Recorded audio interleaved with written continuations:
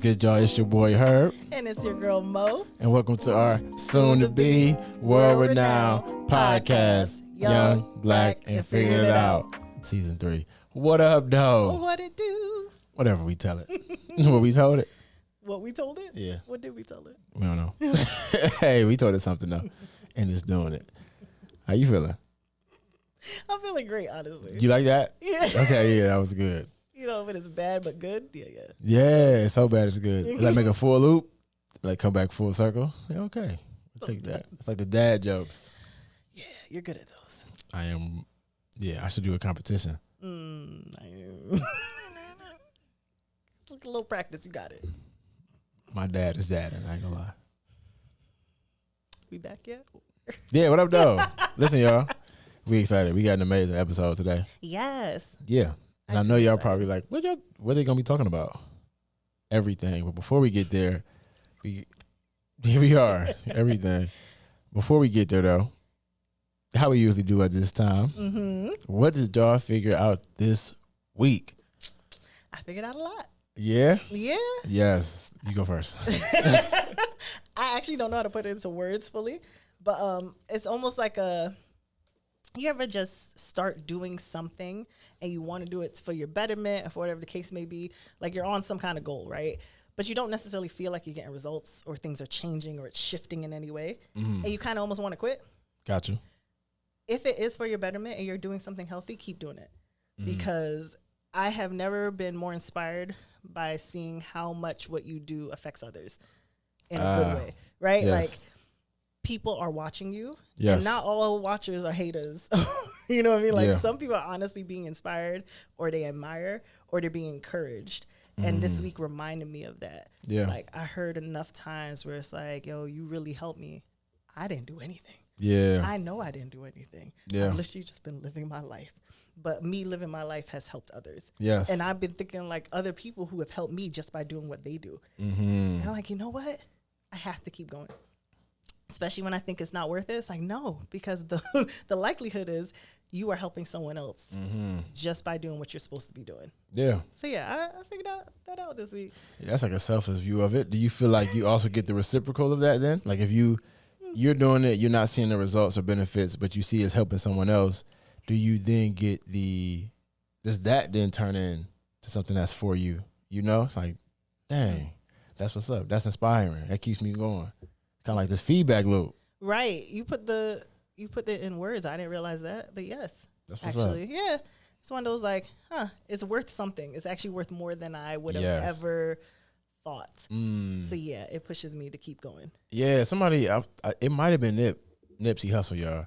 He was like, the highest human form or the highest level of human consciousness is to inspire. Like that's what it's all about, like inspiring X, Y, and Z. Right. And so, yeah, I get that. It's like you kind of are in life's purpose when you are inspiring or helping something else. That's so funny. I used to say, like, this is maybe like college, mid-college. Yeah. I want to aspire to inspire. Ooh. Honestly. But that fell away. Like, I haven't thought about that in such a long time. Yeah. And I never felt like I was an inspirational human by any means, you know. Right. And now you know I am. Like, it's different. It might not look exactly how people have painted what inspiration looks like. Right. Because I'm really just doing normal things. Like, I'm not doing anything special. You know what I mean? Like, no, I'm just focused on, like, getting certain things in order and being more organized, you know, getting my life together. Yeah. I think and there is some intentionality around inspiring. But most of the people who inspire are probably just being themselves, you know? And just operate at such high frequency that it's like, oh, that inspires people. Because they want that much for themselves. So, yeah. Do you? Thank you. Yeah. I appreciate the encouragement. I need it. Yeah. You feel me? Boost me. I need it. I need that. What'd you figure out this week? Man, you know what? I'm so excited. If I had to word, I figured out a lot this week. If I had to break it down, I think the way I would word this is when you're making decisions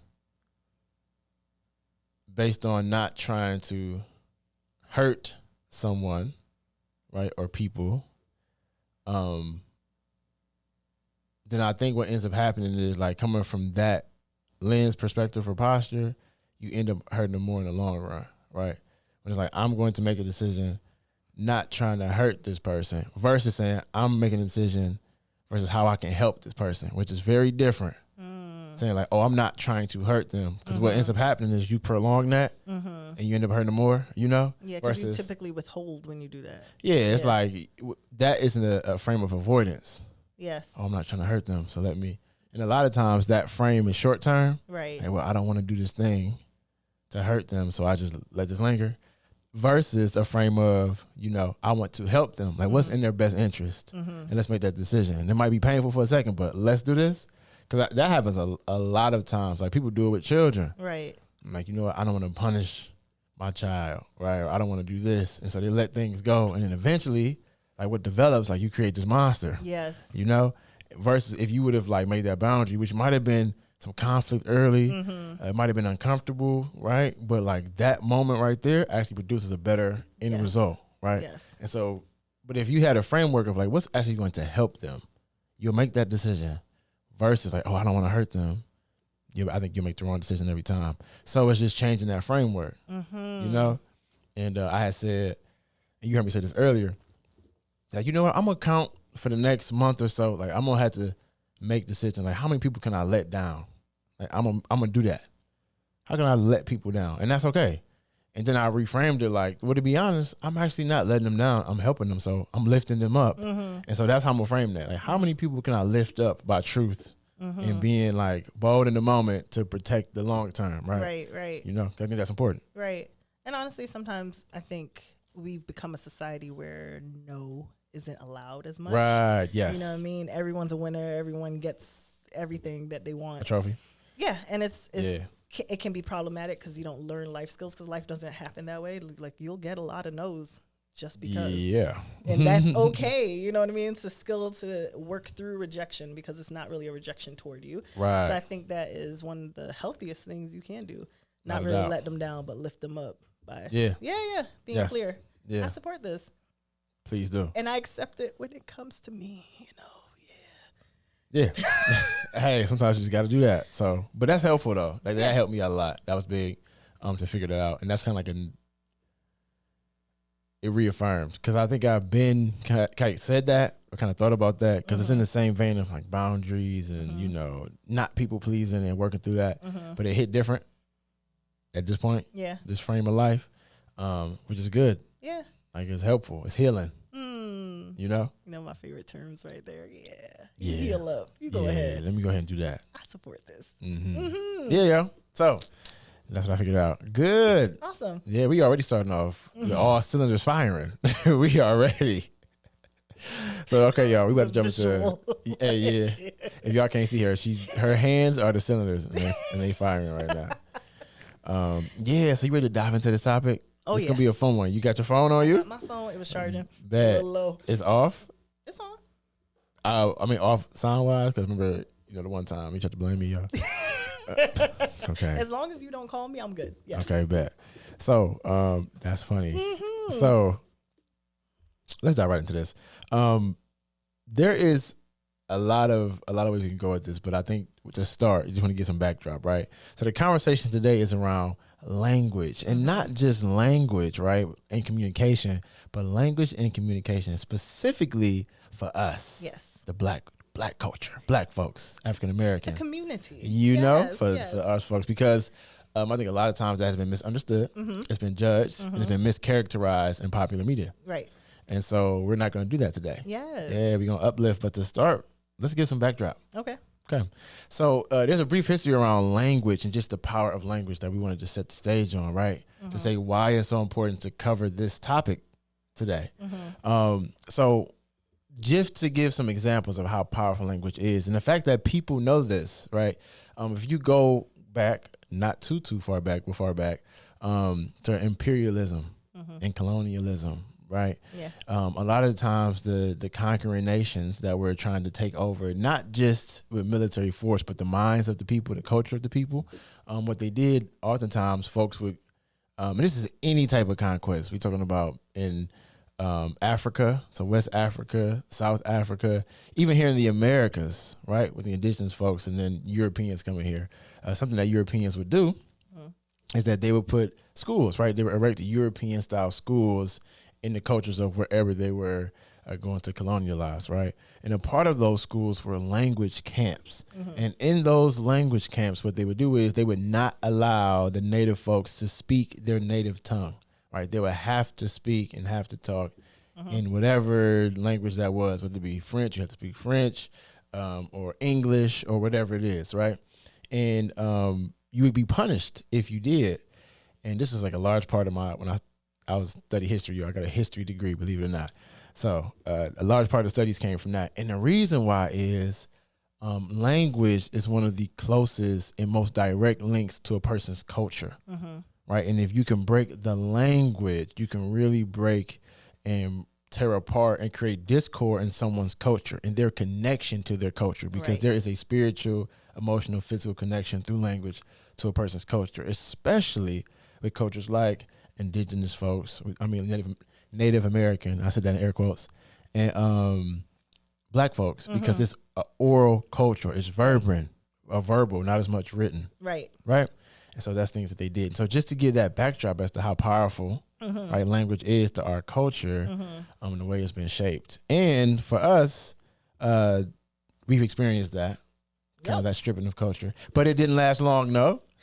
Because now we got our own language. I get with you. Like how it used to be phrased as Ebonics back in the day and very much looked down upon because it was like more referred to as broken English, has now morphed into what they call AAVE, which is African American Vernacular English, right? And like, it's funny. I think when we were talking about this off camera before, Herb and I didn't notice how much we naturally use this just all the time. It's to me, it's a regular ways of speaking. Yes, it's just the way we talk. I don't know any other way. And it wasn't until I started watching certain videos on social media that discuss this directly that I recognize we have our own language and the way we express. And like how he said, it's not always written. Some of it isn't really even vocal. Some of it is like, you know, eye movements, quick body language, looks, like head nods, you know what I mean? Hand gestures. It's a lot of different things. But some of the breakdown, because linguists actually study this. And I remember in college one time, my friend, she was taking communications and they had to like do a snapshot of someone speaking and then break it down based on how they pronounce the words and enunciate it. And they had to spell it phonetically. It was so eye-opening, and I realized how much I didn't speak what is considered proper English, in air quotes as well. You know what I mean? So anyway, so certain things like grammatically, like they would say like a double negative, AAVE would say it like, ain't nobody said that. Which, as we all know, just means nobody said that. Yeah, all that means is nobody said that. You know what I mean? It's like, oh, yeah, that makes sense. Is that a double negative? I don't think so. I thought this is how you talk. You feel me? Yeah. And we've discussed how like certain things bring more emphasis. So like saying, oh, is that your friend? Or is that your friend? Yo. What does that tell you? Is that someone you're like interested in? Is that like a little girlfriend-boyfriend thing going on? Yeah. That's all it means. and even so, I think we can go through these and kind of break down, give examples. So you get the first one, the double negative. Like, ain't nobody, that's just, for me, that's regular conversation. Like, ain't nobody called me. Like, hey, nobody did that. You know? Which is so funny. You remember, ain't nobody got time for that. Yes. Blew up, it became a big thing. Yeah. Which truly, it was bad normal, the phrase. Yeah. But thinking about it from someone else's culture, like outside of our culture, I'm like, they probably were like, oh my gosh, that's so funny. It's like, but that's also a normal thing to say. Yeah. I'm like, oh, that sounds like that was a well-crafted sentence. Yeah. Honestly. Honestly. And then the friend, like the double meaning. Yo. So you can get, I know you said some history to that, keep going. But that like, how that describes and you just understand what that means. Right. Like, yo, I'm down the street. Like, bro, you close or you close? Like, you know what I'm saying? Like, meaning like you next door or you really far away? Like you a couple blocks away? Like, let me know. You know what I'm saying? And it's like, that right there, it's like this understanding. And I remember, so funny you said that. And this is how ingrained in us it is. So actually and she's actually not black, but one of the people I work with, she like caught this and like laughed, but she gets it though. She like understands the culture. Like she's in the culture, even though she's not black, right? So in one of my first meetings that I had at work, I came on, it was like in our steering committee, which is like, and just before I knew anybody, right? So you got on there and I work in healthcare, y'all. So you got doctors and the CEO there and whatever. And they like, all right, yeah, so we're going to have you like introduce yourself is what they had asked me to do. Mm-hmm. And I'm like, I'm like, am I giving an intro or an intro? And they bust out laughing. But for me, it's like, yeah, I'm asking you, do you want me to just go a quick little rundown? Or am I really getting into the introduction? And keep in mind, this is a work. I'm in a suit and tie. But that's just how we speak. Right. And to me, it's like, oh, that makes complete sense, doesn't it? It's regular. Yeah, that's funny. Yes, go ahead. Yo, that's hilarious. So this next one is talking about omitted B's, B-E as in B. But I think B being conjugated.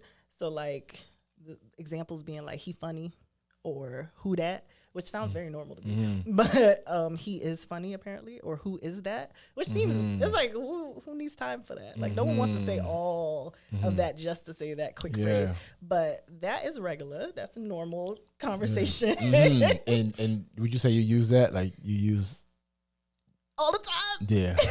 Yes. But to the point where I would never notice. I'm like, I'm omitting a B. You know what I mean? Like I'm omitting some form of word. Wait, what you mean omitting a B? Like the B-E. Like as if it should say who is that all the time. So like conjugated. Somehow I'm not a grammar person. I'm with you. Yes, you know what I mean? But like we're skipping words somehow here.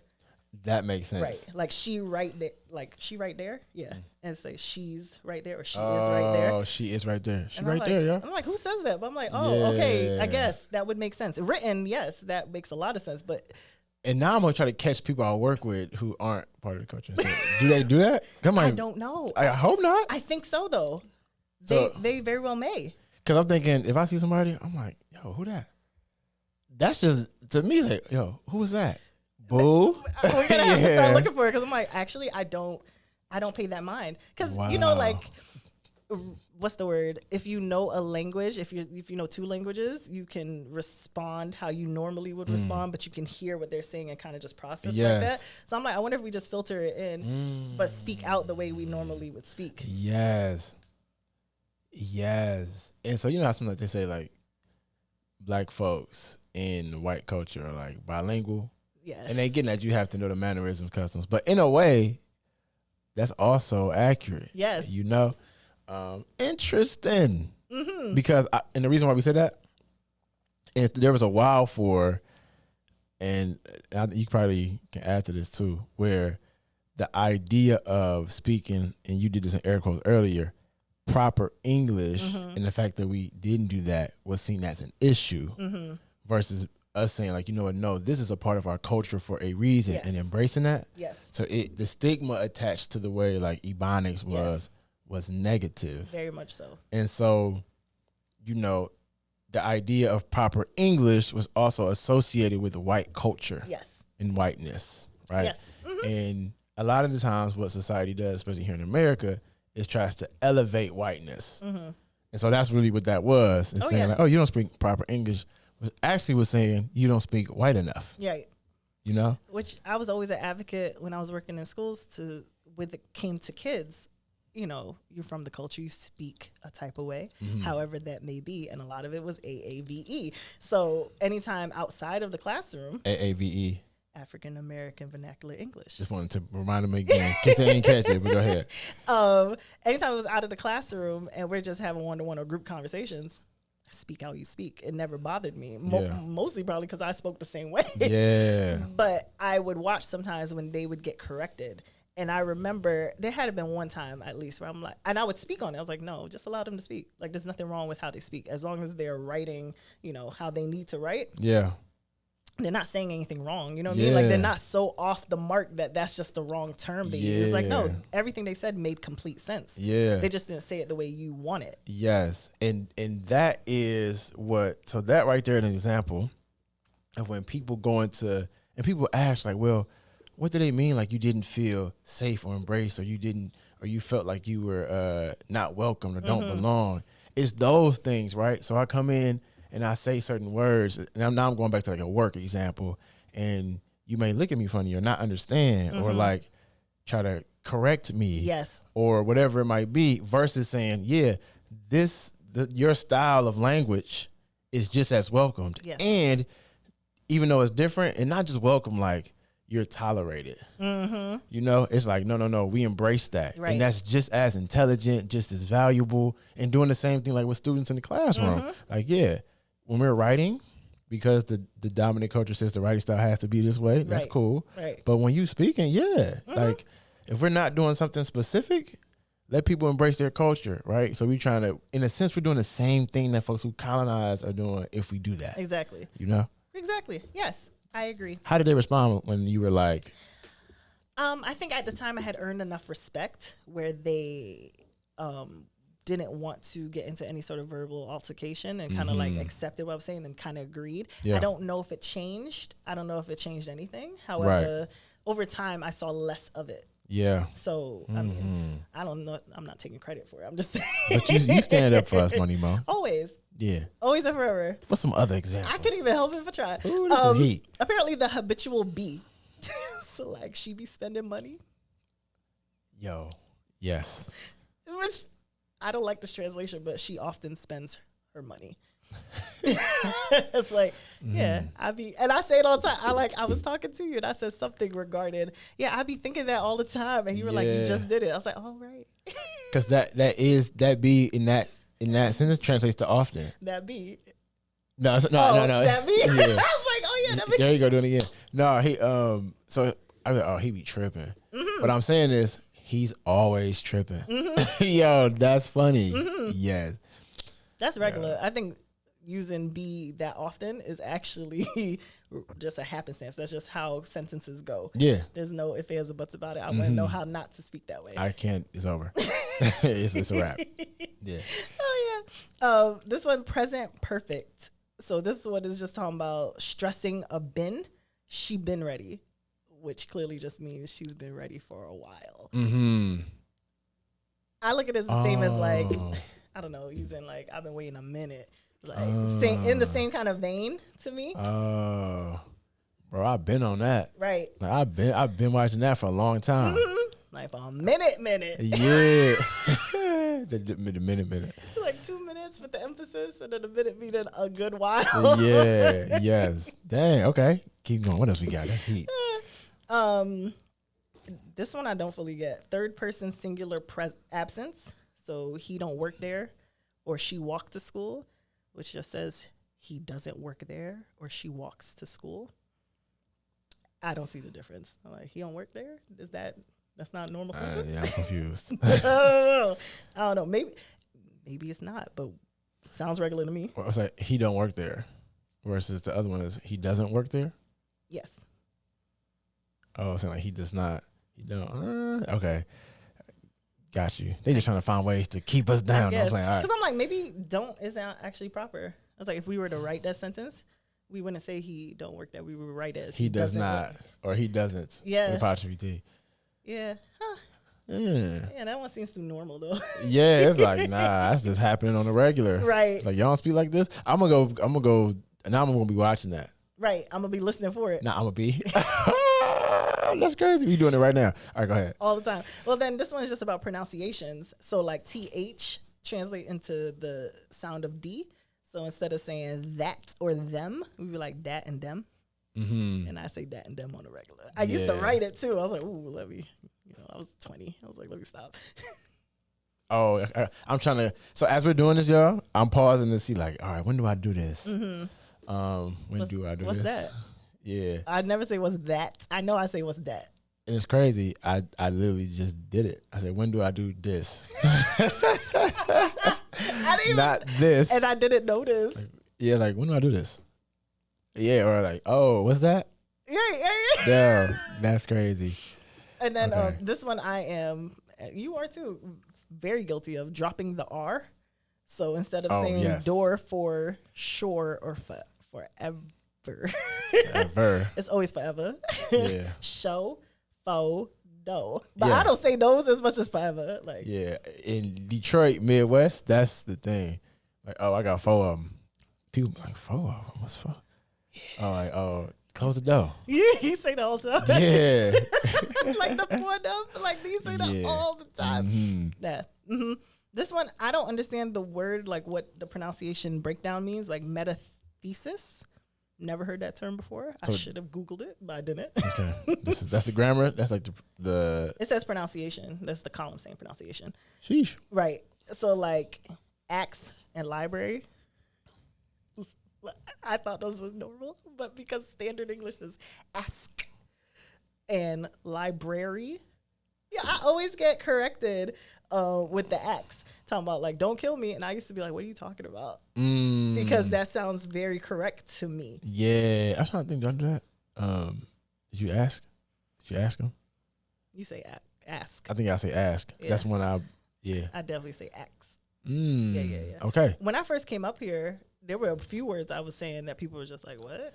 Yeah. Sandwich was one of them. What's that? Sandwich. Say it again. Sandwich. Huh. I was like, oh, it's not. That's not how you say it. Yo, or one that you say for sure is water. It's water. Yeah, that DA is up in there. I ain't gonna lie. The only time I got in trouble was when I was at a restaurant trying to order water. And they was like, huh? And there was a different language barrier because their first language was something completely different too. So they didn't know what I was talking about. And I had to work on it. I was like, water. You struggling. I never say water. You I was like, don't. what is that? Yeah, Water. It's water. Is it not water? How does everyone else say it? Let me get some water. Yeah, I think, I don't know. I say water. I put a little more TER in there. We are from different places, so that makes sense. Yours like a DDA. WADDA. Definitely Get some water. water.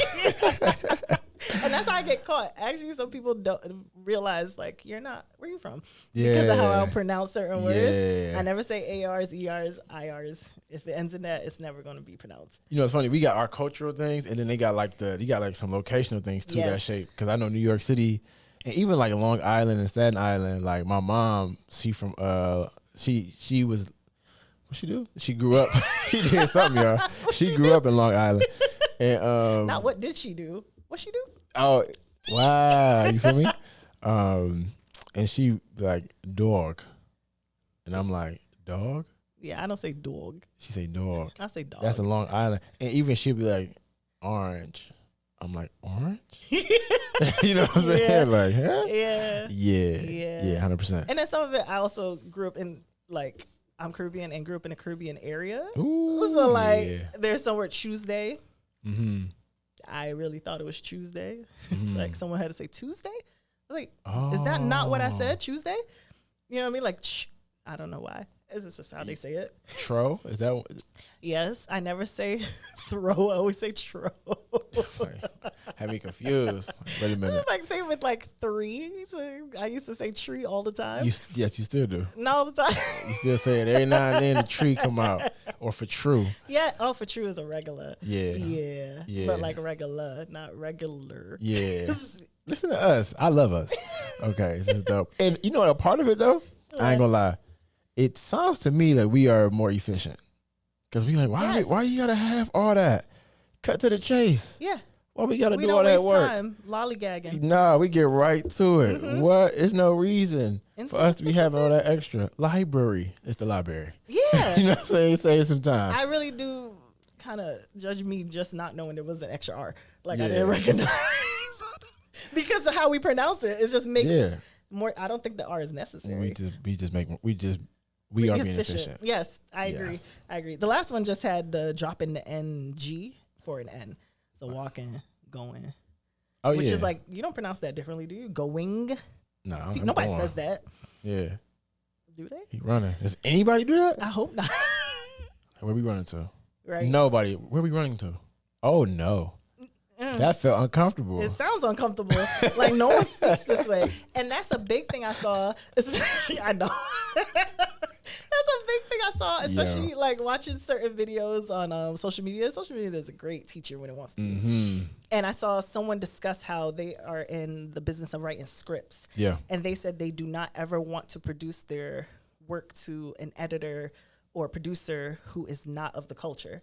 I was like, huh? And so I'm looking further into it, and they were like, they will go out of their way to correct certain ways of writing and speaking. Yeah. When it's a character's words, right? Yeah. So like she be like child, like Yeah. child please and thing, and they Yeah. kept correcting it to child. Yeah. It's like, no, that's not what I'm saying. Yes. You know, there's like Yes. ways of phrasing. So if you're just reading it blank, Of course, this don't make any sense. Yeah. But if you are reading it in that voice, you have to hear the voice of the person. Yes. Very different Yeah. dialogue. It's like it's kind of like, and it's this blanket understanding if that's how it's supposed to be, and it feels condescending and like it feels patronizing. When people are trying to tell you, like, nah. People are trying, And the nah. Yeah, it's like that. Not no, nah. Nah, Yeah. like that's not how we do this. Yeah, It's not how we speak. No, and it doesn't. And the thing that bothers me is like you can value and see and observe the difference, but when you start to put a rank into it, it's my problem. Like that doesn't make me less whatever. Exactly. You know, and so that's the issue for me. Right. You know. Yeah, it's funny. I remember this is back in college again. I had written a poem, and I think I took a creative writing class, and everyone was supposed to write a poem and send it in so the entire class can read it prior to coming in. And they give their directions, they give their notes, and before they give you their feedback, you have to read your poem to the class, right? Now, you know, we went to a PWI, which is predominantly white institution, thank you. And so I was the only in the class. Fine, no problem. Oh, this was college. This was college. For sure, gotcha. I read the poem out loud to everyone, and afterwards, the professor straight up said, "Ignore every single note I had." Because hearing it, I hear the voice behind it. Ooh. And it makes sense. And everyone in the class was like, yeah, originally I thought this and changing this and moving this line and how you wrote this. But now it's like, never mind. The only thing they actually did help me with was change the title. Right. But I was like, and now that we're talking about this, I'm like, right, because I clearly wrote how I speak. It was Absolutely. a poem. This was in a paper. Yeah. I didn't need it to sound a type of way. I needed it to make sense for my emotions. Absolutely not. And I'm like, who knows what kind of terrible poem it would have become had I listened. Like, whose bland writing is this? This is horrible. Which is nothing against anybody who edits it, da-da-da-da. However, that's not how I speak. Yeah. It's a lot more flavor in my voice. For sure. And it's... For sure. Thank you. And it's like, well, I really did that because I made up for me trying to be funny earlier. I said, for sure. And I'm like, oh, that felt uncomfortable. But you ain't catch it, though. The problem is, I think I ignored it because I don't remember you saying it. Yeah, it's like, let me get that out of his brain. He didn't mean that. But now you're right. And that's the sense of like cultural humility, understanding like, and that is the sense of, I'm going to like try to understand, engage, and respect the different perspective of other cultures, and understand that like a modest view of my own culture. Right, my culture isn't just because it's mine doesn't make it right or the best. Right. It's right for me. I don't have to impose that on other people, and that's where I get. That's the issue. So you say I'm defensive of us. It's like we gotta stop doing that because that can make someone feel like the fact that people have to force themselves into fit into something, and I'm passionate about it because I've been in that space. I feel like I've had to do it, and it's like nah, it's over. Because now, yes, there are times where I navigate spaces and I can communicate because I know you hear things a certain way, but it's to the point now where it's like, no, I found a good sweet spot, and you are going to know what I mean. Period. Yeah. You're gonna know what I'm saying. Right. And you'll be okay. You'll learn today. Yes, you're gonna learn today. Stupid. But no, So, it's funny. Like during my internship, I had some clients tell me that I am so happy to work with a Black woman because they too are a Black woman. And you hear it all the time. And I think sometimes outside cultures get offended. They get offended yes. because it's like, why can't anyone just work with anyone? We're all people. But like Black people typically want a Black provider or mental health therapist of some sort because they don't have to go through the legwork of having to speak differently or explain their terms. You know what I mean? And like I have watched and heard how that can be so harmful. Yes. Incidentally. Like it's not that the provider is trying to hurt you, they just don't understand what you're talking about based off of some of those terms. And it's like there's a lot of cultural knowledge that needs to happen and understanding as well as humility, because sometimes it gets blown out of proportion just by hearing a term that wasn't that serious. It's like, like you guys said it before, like or the engagement like is interpreted in a different way. So I might talk with my hands, I might do this, I might have certain voice inflections at certain times, and you might interpret it as, oh, this person is angry, and now you change the care you give, versus the other person is not interpreting it that way. And that happens in every space, healthcare, school, all that. So yeah, you're right, 100%. And that actually, how you say having to explain what you mean, that's the exhausting part. It's like, I'm here to just get X. I'm here to just be served at a restaurant. I'm here to just get care at the doctor. I'm here to just buy whatever. I don't want to have to explain myself why I do that. That happens a lot of times. And like right now, me being in healthcare, there's a lot of education going around some of the microaggressions and micro harms for trans folks because folks have to explain, right, why they're getting care, why they're getting care. So saying like, hey, a doctor might ask, could you tell me what this, that, and the third is? It's like, hey, listen, you're supposed to be a professional. So I got to teach you about my identity before I get the care I need. Like, that's exhausting because it's dehumanizing, right? So for us, especially with the historical trauma of being black here, Right. it's like, I don't want to have to tell you why I said this, that, and the third, or that. No, I'm not angry. Right. I'm just talking to you, you know? Or like, this is why we did this thing growing up. This is why I never had a primary care doctor. Right. This is why we say this. Right. Or this is why I took this medicine. That's just a part of what we do. You don't do that? Yeah, I took some apple cider vinegar. Something wrong with that? Yeah, I had the Robitussin. I thought you did that. Yeah, I walked it off. I just thought that's what everybody did. That's what my daddy said. You know what I'm saying? No, it's true. It's true. And even like just seeing how harm can come. If I've watched as, you know, we are mandated reporters. So you hear something, oh, they got beat last night without the cultural context of trying to figure out was it a whooping? Did you get a whooping, yo? Or was it like, is this actually abuse? Because 9 times out of 10, depending on the community you serve, it's a whooping. It's a whooping. You gonna get that. You know what I mean? And sometimes kids are just like, ain't nobody who wants a whooping? Nobody. Yeah. But it's like, unfortunately, a staple that most of us have grown in. Yo, I ain't gonna lie to you. It's a part of the culture, and you can know like this could be a well-loving, well-meaning, everything family. You just get a whooping. Yeah. And like, what do that mean? Right. The interpretation of that language. Right. You might hear that someone who's not understanding the culture might be like, oh no, I must call Child Protective Services. Every time, and I've been in the room watching it, not being in a place or an authority where I can say something yet. Yeah. And I'm like, this is not, you know, just based off of everything I heard, I'm like, how is that even close? Yeah, you tripping. Like, no. And then no one asks more questions. We're just gonna take that and run with it. What are you reporting? You don't have any details. Make it make sense. Yeah, make it make sense. You feel me? Do they got any like phrases on there or like things like common slang terms? Oh, do they? I know you had one somewhere. You found it. Like I did. Oh, but this is not it. Let me find it again. Okay, y'all, we gonna find that. I got you. We gonna find that. You know, it would be dope if the people at home, like when we drop this episode, like, hey, put in some of your cultural, you know what I'm saying? What's some of your terms and things that you say or stuff that you've noticed in the family? You read these. Oh Lord, why you can't do it? They make me laugh too much. And then there are a lot of phrases I don't personally use. Not. Oh, bae. Okay. Chill, like bro, chill. That's mad regular. I say that all the time. Cap or no cap, like bro, that's cap. People are like, what does that mean? That means, are you lying? Like, bro, you exaggerating, right? Or are you shook? That means you scared. Yeah. Oh, that joint was lit. Oh, that was mad fun. Yeah, some of these have been taken to the nth degree. A little too far. It's like, all right, y'all. Oh, right. finna. Oh, yeah, we don't say finna. I feel like it's a little more southern. Yeah, me too. My mama actually, she wasn't with it. So whenever I used to say it, she used to be like, correct me. So now I just be, I'm about to do that. Right. Which is the same. It's just as, it's not saying about. I just got rid of it. Literally the same thing, but anyway. Aggie, I use it every now and then. Yeah, I had friends use it on a regular. I'm like, I'm not Aggie, but they were talking about me. What does Aggie mean for the people at home, Money Mo? You aggravated. Yo, you Aggie. You mad aggravated. Like, that's the problem. Hey, this is funny. They got sis. It says depends on context. Sis? Yeah.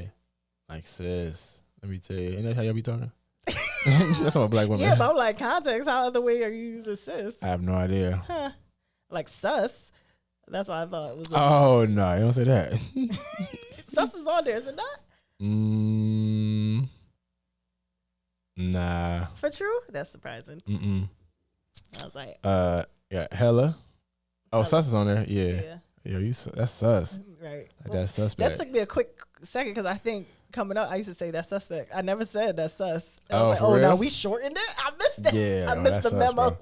Yeah, that's questionable. Right. What you doing? What else? Or mad suspicious, Oh, hella. Hella. What does that mean? I use it in lot. context. Yeah. Like, Oh, you hella loud right now. right. That was hella funny. that was. It's funny. I was about to explain hella by using another one, like, oh, mad. Yes. Like, that's mad funny. That means that was very funny. Mm-hmm. Okay. Yeah, I use mad a lot. Son should be on there, but maybe that's like a dying term just because Yes. I grew up with it. I'll forever use it. So, like, bro, you extra. What's extra mean? Doing too much. Like, you doing too much. You extra. OD. Yeah. Oh, extra. Well, I would always break it down DTM, and I used to tell these kids, so like, you DTM right now. They're like, what is that? You doing too much. Like, you on my nerves. She used the, that's funny. I got one for you. Dough. As in door? Or like. Oh, dough like money? THO. CHO? THO. So like. Though. What up, though? Got you. I don't use that in no other context. What up, though?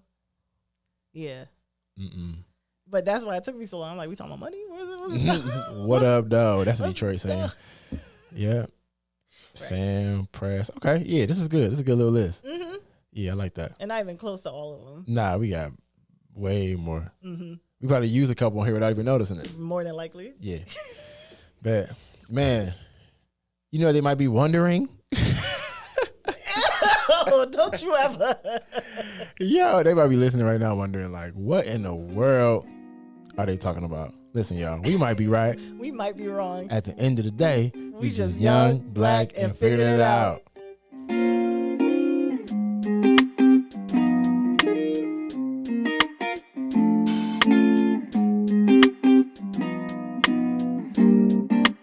CC on the track, boy.